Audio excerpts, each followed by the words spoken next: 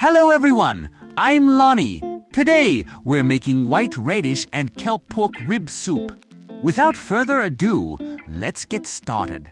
First, cut the tofu into small cubes to help it absorb the soup's flavors better while cooking. Next, slice the seaweed into strips or pieces to enhance the texture. Slice the ginger to add warmth to the soup.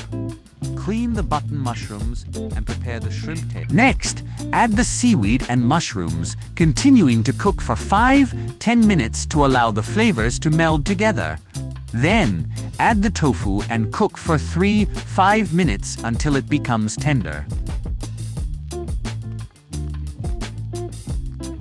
Return the ribs to the pot and add 20 milliliters of cooking wine, the ginger slices, and green onion. These ingredients help to eliminate any gamey taste and enhance the aroma. Then, add the sliced white radish and kelp to the pot to simmer with the pork ribs. Finally, season with 7 grams, about 1.5 teaspoons of salt before serving. This white radish, kelp, and pork rib soup is delicious and nutritious.